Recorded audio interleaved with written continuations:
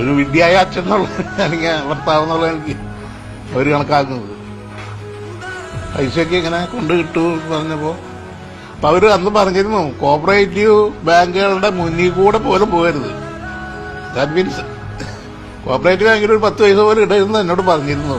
Retired ആയപ്പോൾ നമ്മുടെ നാട്ടിലെ പച്ചപ്പ് കാണാനായിട്ട് ഞാൻ ഇവിടെ പോന്നു.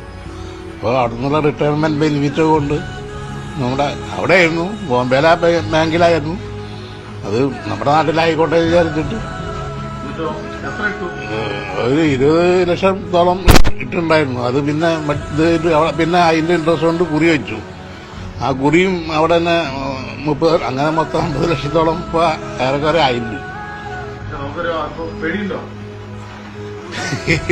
പേടിയില്ല, എന്ത് ചെയ്യാ, നമ്മളെ മാത്രല്ല എത്ര ആൾക്കാരുടെ കാശുണ്ട്. അതുപോലെ നമ്മളൊന്നും വിചാരിക്കാം അങ്ങനെ ചെയ്യാം.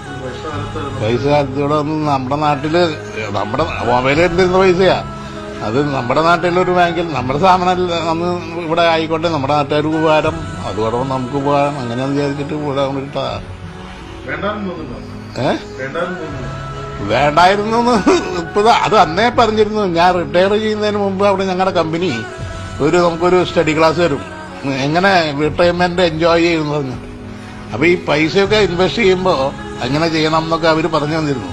അപ്പൊ അവര് അന്ന് പറഞ്ഞിരുന്നു കോപ്പറേറ്റീവ് ബാങ്കുകളുടെ മുന്നിൽ കൂടെ പോലും പോകരുത്. ദാറ്റ് മീൻസ് കോപ്പറേറ്റീവ് ബാങ്കിൽ ഒരു 10 പൈസ പോലും ഇടരുന്നു എന്നോട് പറഞ്ഞിരുന്നു.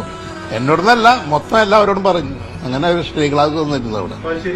അത് ശരി, അവര് പറഞ്ഞതനുസരിക്കാതെ നമ്മള് നമ്മുടെ നാട്ടുകാരാണ് നാടാണെന്നുള്ള അതില് ചെയ്തതാ. എന്റെ കെടുകാര്യസ്ഥ കൊണ്ട് അവരും ഇപ്പൊ ഇവിടെ വരാതെ അങ്ങനെയുള്ള മാനസികമായിട്ടുള്ള ബുദ്ധിമുട്ടുകള്. ഞാൻ ഇപ്പൊ ഒറ്റയ്ക്ക് ഇവിടെ വരത്തില്ല പറഞ്ഞ അങ്ങനെ ഒരു വിദ്യായ അച്ഛൻ എന്നുള്ള അല്ലെങ്കിൽ ഭർത്താവ് എന്നുള്ള എനിക്ക് അവര് കണക്കാക്കുന്നത്. പൈസയൊക്കെ ഇങ്ങനെ കൊണ്ട് കിട്ടൂ പറഞ്ഞപ്പോ അങ്ങനെയുള്ള മാനസിക വിഷമം ഫാമിലി അവിടെ